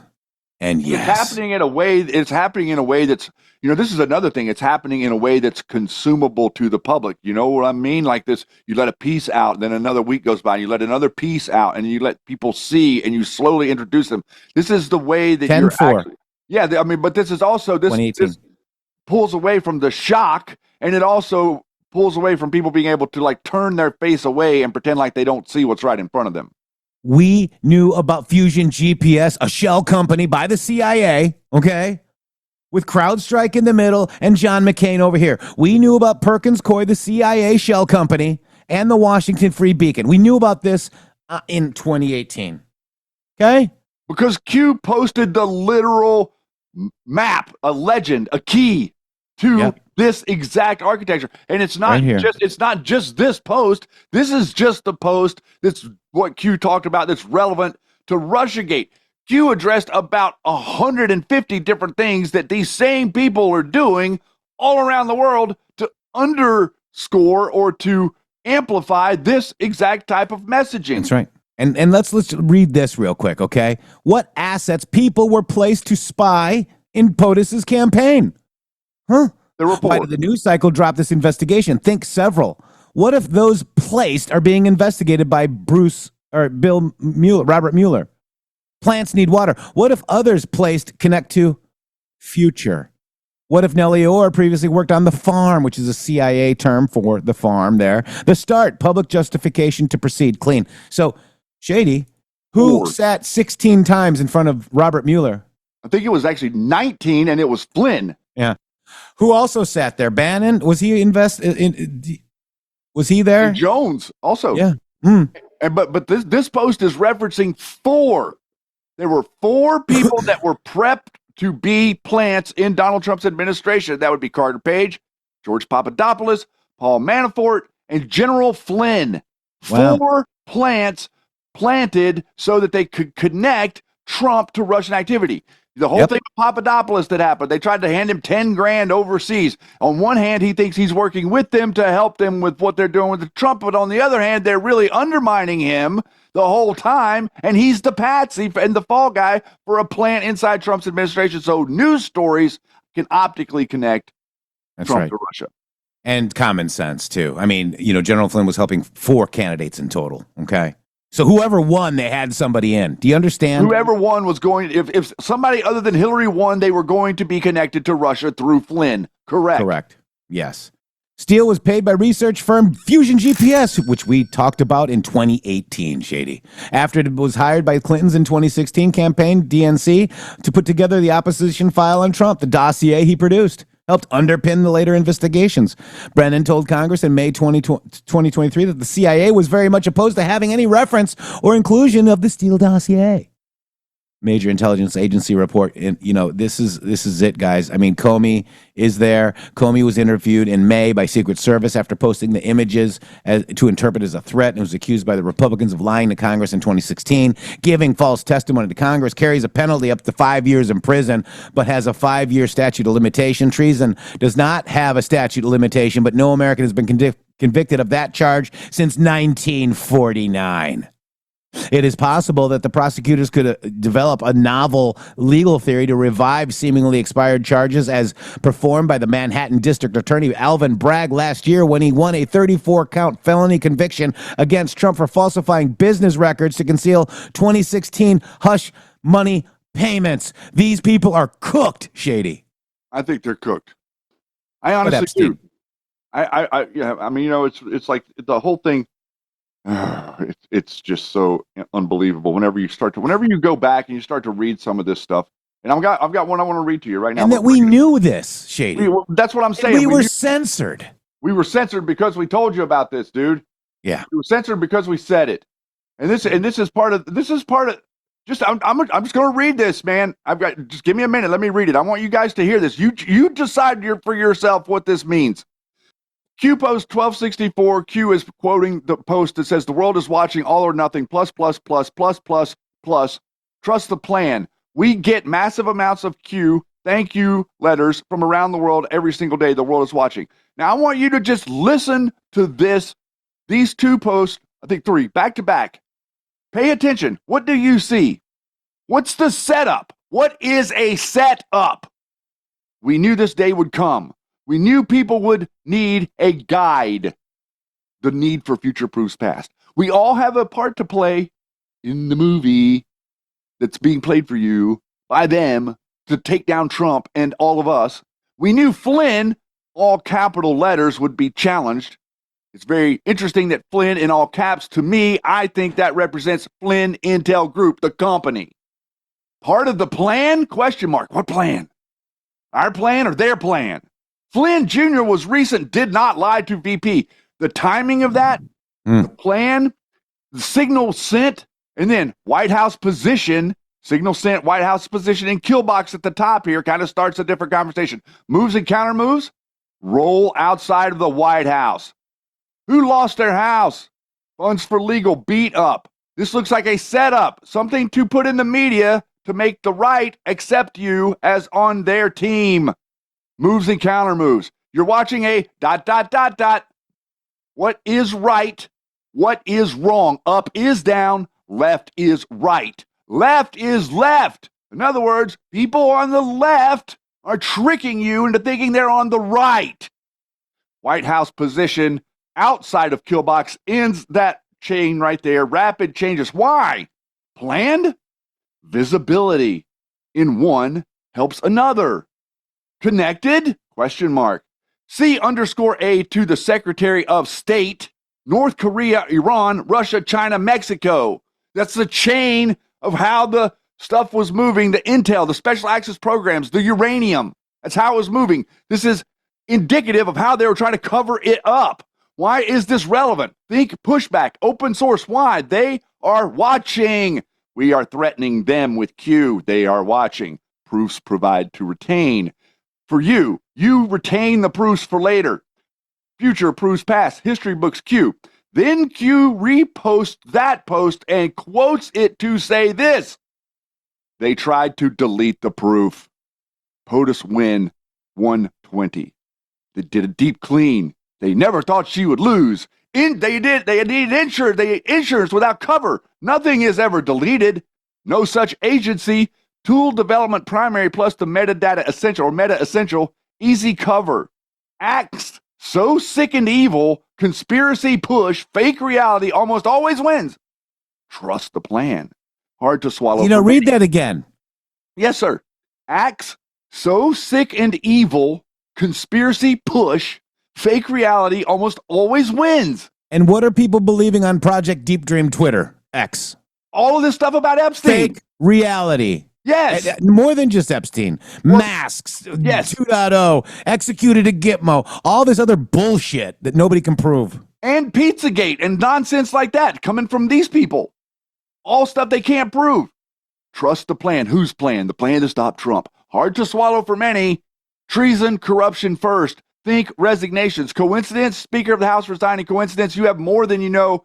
Have faith, guys. I'm reading this to you so that you get an idea of the in-depth. Like, how did we read this? The reason that we read this stuff the way that we read this stuff was because of all of the digital soldiers that were in our environment that were interpreting this to mean what they wanted it to mean, which is that Flynn was somehow a guy that was going to come in and pop the lid off of all this stuff, and we were going to be sitting back cracking beers, and Flynn was the man. He didn't do any of that, and nobody can rectify that. Okay, if he didn't do those things, then rubber bullet has to mean something more. And rubber bullets sting, they don't last. And he loses his house. He gets beat up in the press. He buys $1 million house in Florida off your donations, or they all have foundations for a reason. Stupid. And he generated all of the revenue to do it to us, by us, from us thinking that he was somehow being mistreated or unfairly treated by the government, which he was being unfairly treated. They were generating the optic that he was being unfairly treated to the point where this whole this BS that happened with Sidney Powell and Judge Sullivan at the end, nobody even realizes what kind of nonsense had to go down for that to go down. Yeah. And I want to pardon. Yeah, I mean, all we're trying to do is get to the truth. This is a Trump movement. They spied on Trump, okay? They used other people to spy on Trump, whether knowingly or not knowingly, okay? Then we've got issues with January 6th, guys. Okay. We did a full, huge dig on that, and I don't like what I saw. I don't like the information that I dug up on that said person that we're talking about and who's leading the digital army, digital soldiers, whatever they're called. They are not your friends, guys, and I'm sorry. And I don't even care. The first arrest will not be Flynn. He may not even get arrested, guys, okay? He'll just go away into the light. I don't know. I think the first arrest is going to be Comey, Brennan, maybe Hillary. We'll see. Let's find out. News unlocks the map. Okay. That's why I'm very cautious at making predictions, right? Because Q does not make predictions like the fake people say. Q doesn't make predictions. You know what? What we've been saying on this show for the last 7 years is there will be arrests exactly right after there are indictments. Yep. You have to have an indictment. The process is clear. You have to have suspicion, then you have to have evidence, then you have to submit the evidence, and you have to go through the evidence. Then if there's enough evidence, you submit it to a grand jury. Then if the grand jury returns an indictment, then you have no choice. Then you've actually got the ball rolling. But until a grand jury returns you an indictment for someone, you don't listen, guys. Do you want to be like strung up by some nutbag without a jury? Like all of these people, like Benny and these people that keep having Flynn on and they act like this is a military operation. This is not the freaking military, guys. If this was the military, things would be way, way different for you. You would have like no sense of freedom. Okay, all these people like, oh, the military. No, the military controlling countries is a bad thing. The whole Constitution exists so that the king can't use the military to control the country. That's right. And let's take a look at this since we're talking about it. Placeholder, okay? Indictments tracking civilian, okay?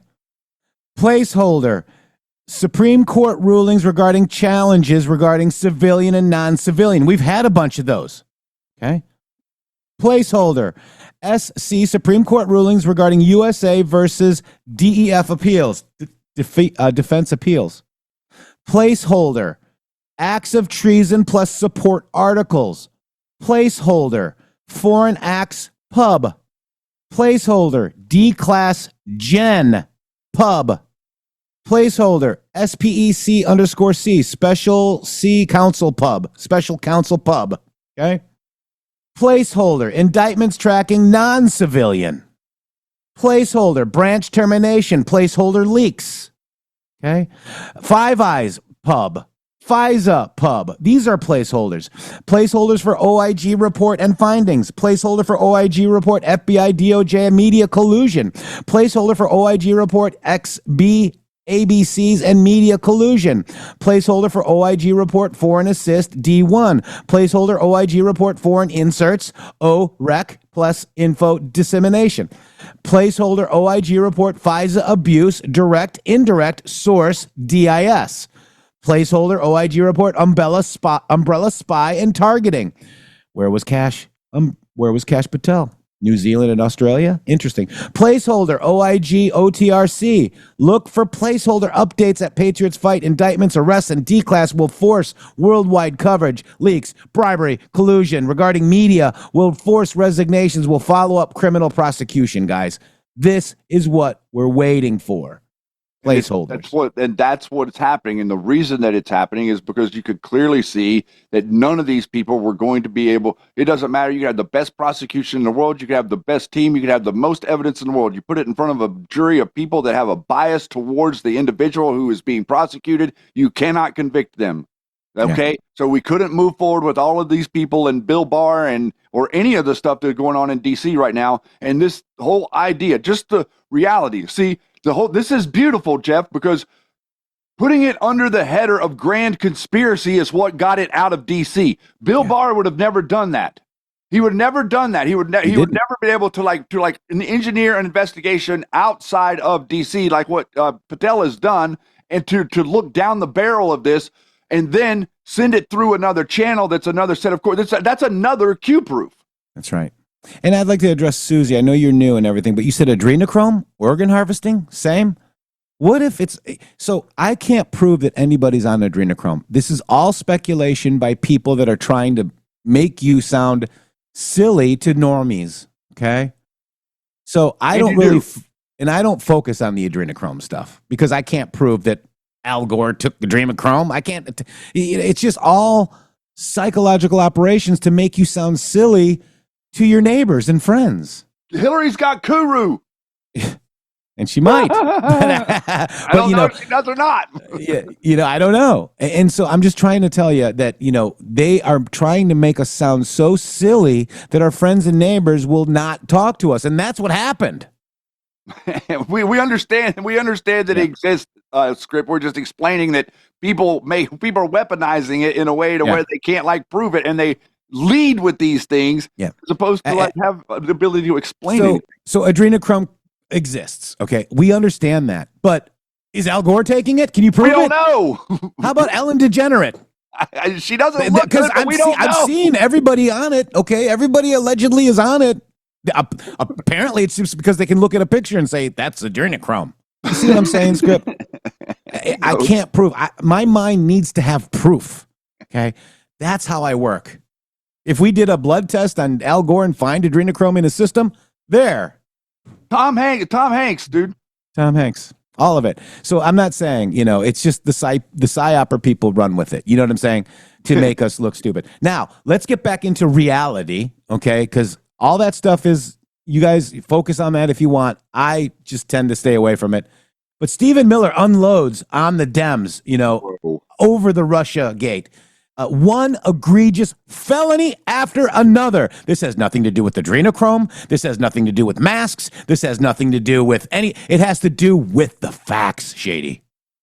This is an unbelievable moment that we live in. We would have never thought that we could actually find ourselves in a moment where we have a literal grand jury investigation opened that has been announced that is into the former FBI director and the former director of the CIA and possibly the former president of the United States in a conspiracy to impugn the incoming president in 2016. And then we got all these people out there that are trying to make it about 2020. This is not about 2020, ladies and gentlemen. This is about 2016. Maybe we get to 2020 one day, but we're currently talking about 2016. Yeah. And Script says, I had to wake up from PSYOPs too, Susie Q. God bless you, Script. God bless you, Susie Q. You guys are all awesome. Yeah, I'm not mean. This is a conversation amongst adults here, okay? And, what we're going to play for you today is what you should be talking about with your neighbors, okay? This Russia collusion, it's actually been declassed. This is what Q has been talking about for 7 years. Can I talk about it at the water cooler? Yes. Nice. Do it. Right. I mean, I'm tired of these people looking down their nose at me. That's what they've been doing. Yeah. They've being all holier than thou. And they're wrong and I'm right. You should be proud. QAnon. You booga booga. Yeah, I'm a person that's right. Is that what QAnon means now? Someone that's right about everything they talk about? Finn says, good call, Jeff. Don't grab the bait. That makes the Q people look stupid, like JFK Jr.'s alive. I'm sorry. I can't prove it. You might want to, if you want to think JFK Jr.'s great, but you can't prove it to me. I'm sorry. But the tail number on the plane and over here and over there and bop. Let's listen to Stephen Miller. Let's listen to facts. So here's Yeti in with his little narrative. Thank you, Yeti. I appreciate that. Are you JFK Jr. again? Yeah, it's like, you want to pull my mask? Oh, no, I'll leave it on. Yeah. Oh. Your emails subpoenaed you, or on the agenda and the efforts to undermine President Trump in this Sunday Morning Futures exclusive is the White House Deputy Chief of Staff, Stephen Miller. Stephen, it's great to have you this morning. Welcome. Great to be here. Thank you. And I want to start with the Russia collusion story because I know you lived it as well. They also tried to spy on you. They wanted your emails, subpoenaed you as they left people really with their lives changed. Your reaction to what was released this week? The Russia collusion hoax against President Trump remains the single greatest hoax and the greatest assault on our democracy in the history of this country. There's no comparison. There's no parallel to anything else. It was a coup. And I'm using that term literally. It was a coup to overthrow a democratically elected government, a coup carried out by the intelligence apparatus of this country, by the deep state, by Hillary Clinton and the Democrat Party. The new information that has been revealed by the Director of National Intelligence and by the FBI eliminates any scintilla of doubt about the intention, the premeditation, the planning and orchestration of this conspiracy. It meets all of the criminal elements of a seditious conspiracy against the United States. It meets the criminal elements of an insurrection. It meets the criminal elements of a conspiracy against the government and the criminal elements of a conspiracy to deprive citizens of their civil rights under color of law. One egregious felony after another. And because it is a conspiracy, as demonstrated by the forethought of realizing and documenting that they understood that this was fake from the beginning, meeting the mens rea standard in law. Because of that, because it is a conspiracy, every single individual actor is now part of that conspiracy. So that includes Brennan and Clapper and Comey and Hillary and Schiff and everybody else who knowingly and willfully perpetrated this plot, this coup, this conspiracy, this scheme against President Trump and the government of the United States. And now is the time and the hour and the moment for accountability so that we can reclaim this democracy, Maria.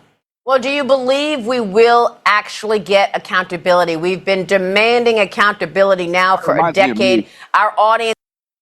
He reminds me of me, like the way that he just like he doesn't. We've been demanding accountability, Shady. Yeah, you're keep demanding you.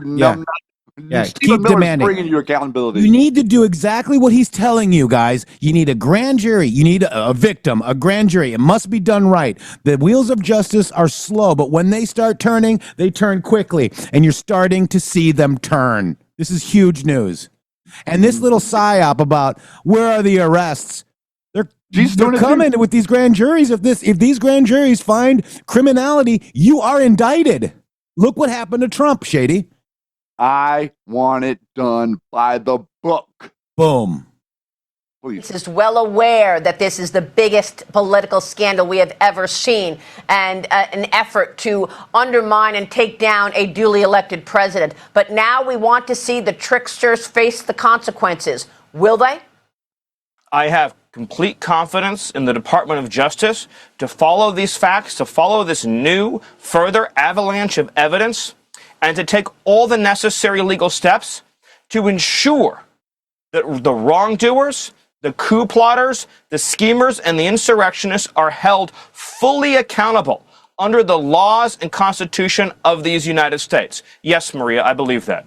Now, last weekend, John Ratcliffe, CIA director, who is a former prosecutor, former DNI, told us that that the statute of limitations, the 5-year statute, does not apply when it comes to conspiracy. And he says the conspiracy is ongoing because they still won't admit it. The conspiracy is still happening. So what is your take on what Ratcliffe told us last week? Oh, he's completely right. So several of the statutes I mentioned, we have not even come close to eclipsing the statute of limitations. But more than that, it is an ongoing and continuing conspiracy. It continued through the entirety of President Trump's first term. It continued through the entirety of President Biden's term in office. And it continues to this day. There are still deep state coup plotters who are trying to conceal and hide this information on behalf of the people they are protecting. There are still staffers in Democrat offices who know the full truth, who are concealing that truth. So all of this behavior, all of this conduct collectively means the conspiracy hasn't ended, is ongoing. Comey in particular has throughout the years engaged in conduct and lies, public statements, and testimony in front of Congress. False testimony whose sole purpose was to perpetuate and continue the conspiracy. So I have every hope and expectation that the Department of Justice, under the leadership of our courageous Attorney General, will follow these facts and follow the evidence and deliver justice. Because if we have a country where we can continue to have FBI careerists and CIA careerists, deep staters who will fabricate and doctor evidence, who will create and produce fake material, fabricated material, phony information to try to go after their political enemies up to and including the president. If we continue to create the impression and the reality that there is not a severe criminal penalty for such conduct, it will never stop. It will never desist. It will keep on going forever.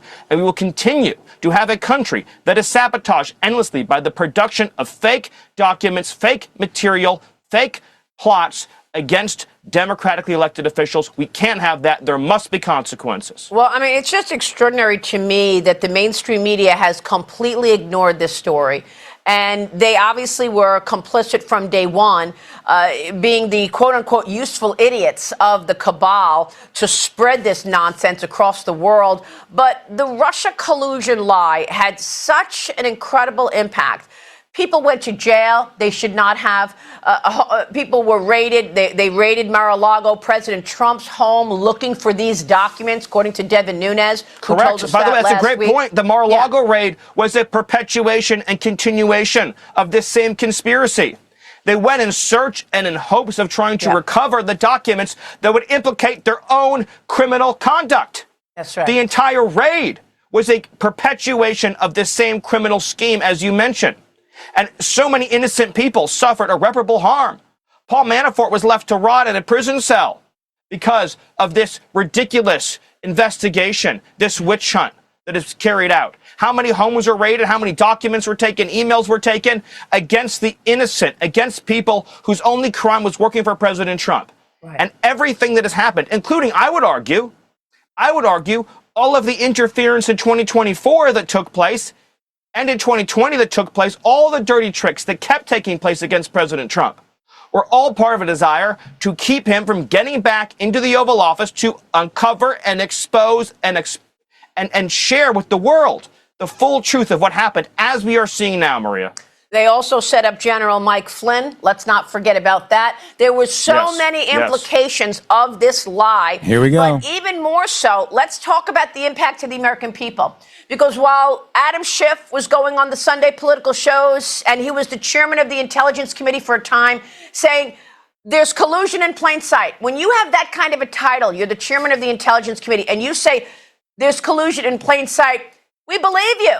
You've got the job. You must have seen more than we've seen. So to outwardly lie like that because you have that title. Same thing with former director of CIA, John Brennan. He's got that title. We believe him because he says it. So all of this, when they were running around, Russia, Russia, Russia, how much did they miss? How much did they leave on the cutting room floor? For example, right now, we are dependent on China for 90% of the underlying components for our prescription drugs. We saw Russia invade Ukraine, more territory. We saw Iran continue to build up nuclear weaponry.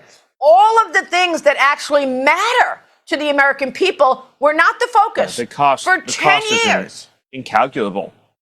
The cost is incalculable of having the entire security apparatus of this country focusing on the hoax instead of the real national security threats facing America. Right. Lie after lie after lie that was told to the American people, preventing us from actually solving our relationship with Russia, preventing us from actually developing security and independence from all of our adversaries around the world, dealing with these big geopolitical questions. Instead, we were consumed endlessly by the same hoax, the same lie.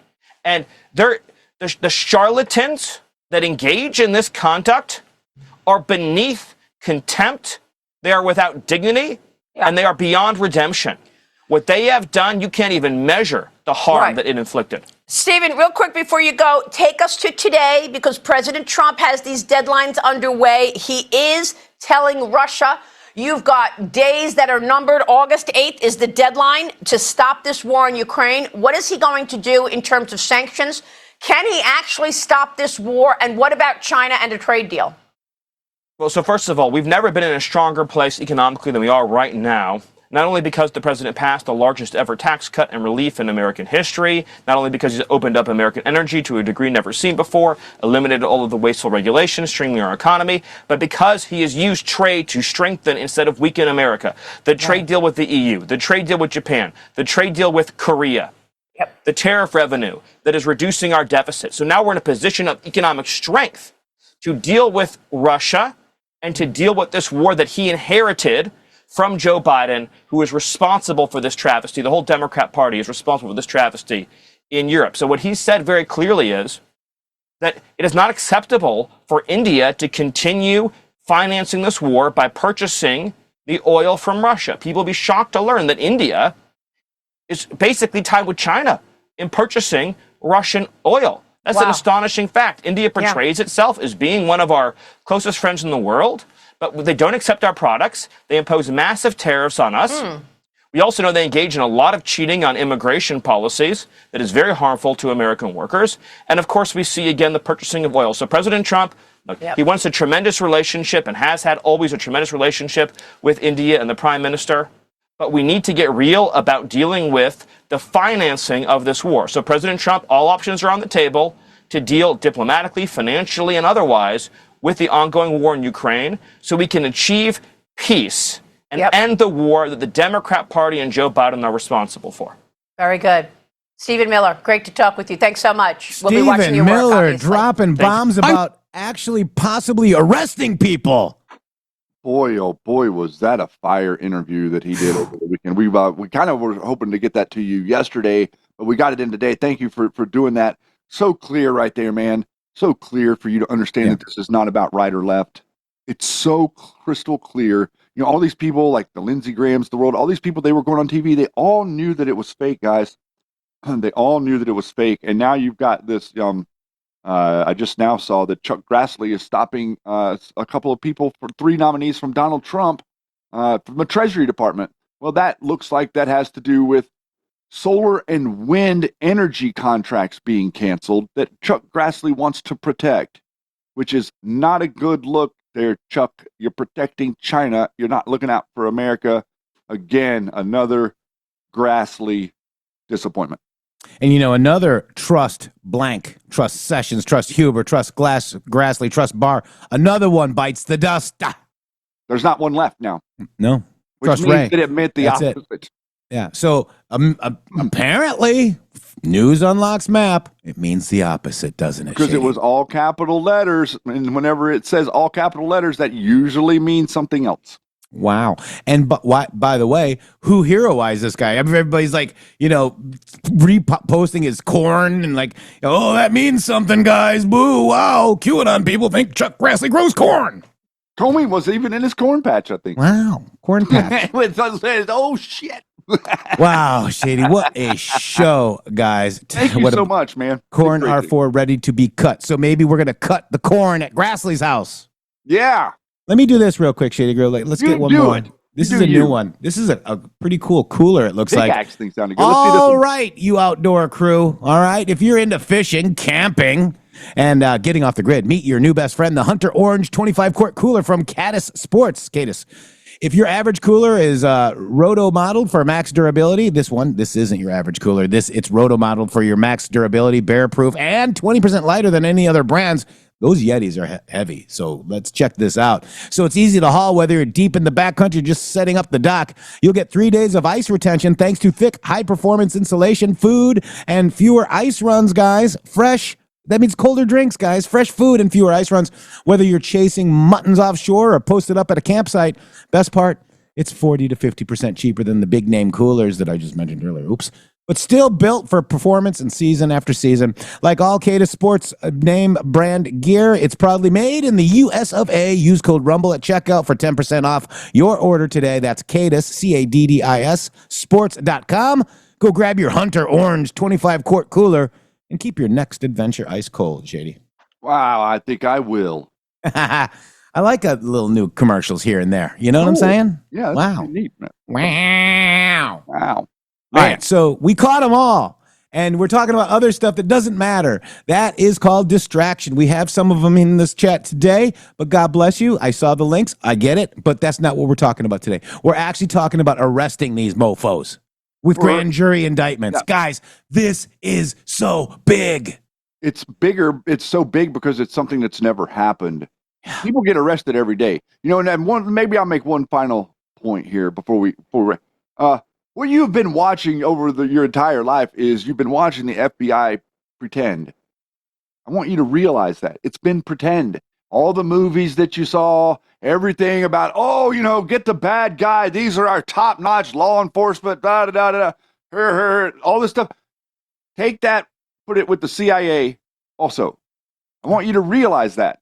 They've been focusing on low-hanging fruit. They've been focusing on how it is that they can manipulate and control the politicians that have power, as opposed to investigating criminality and going up chain from the little guy criminal to the big guy criminal that's at the top of the cartel food chain, if you will, or the mafia food chain, if you will.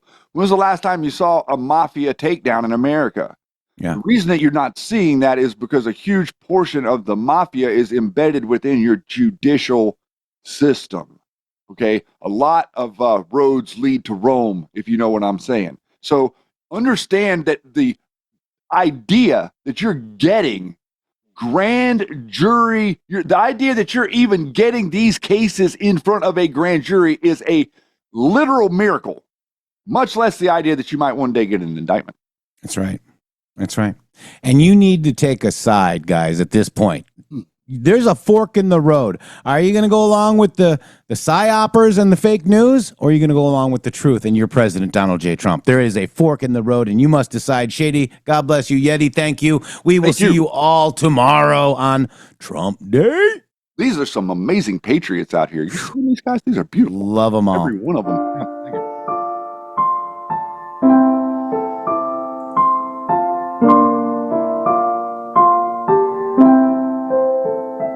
I have a great thirst, an unquenchable thirst for truth, for knowledge. I have an unquenchable desire to meet my Lord and Savior face to face. I have a great need to help other people and try to wake them, to wake the sheeple, to empower the people, save freedom for the entire world, not just for this country, but for all people, of all colors, of all religions, of all nationalities, beautiful or ugly or somewhere in between, I don't care. I have this great feeling of compassion and understanding for those of you who are asleep and who cannot wake up. And I realize and understand that some of you never will, for it is not meant to be. For you cannot. You are afraid. Standing up alone, without looking to someone for leadership or someone to tell you what to do or where to go or give you your pittance so that you can live, is a very scary proposition for most people. But at the same time, it is the only means of salvation upon this earth for the human race. Until God decides to unfold and bring into realization the rest of His plan. Man was put here to make a choice, to make a decision. And those of you who say that everything is fated and everything must be and there's nothing you can do to change it, if that is true, why do you go on? Why do you go to work in the morning? Why do you go to church on Sunday? If you do, why do you go to the mosque? Why do you go to the synagogue? Why do you bother? If everything is fated, it's going to come to pass no matter what you do. Why do you try to convert someone from an evil life to a good life? If everything is fated, that's their fate. Leave them alone. You see, on the one hand, you say you believe this, and on the other hand, you demonstrate to me that you don't believe it at all. That it's an excuse. Why you don't have to be responsible. We're at the fork in the road. www.mg.show. Boom.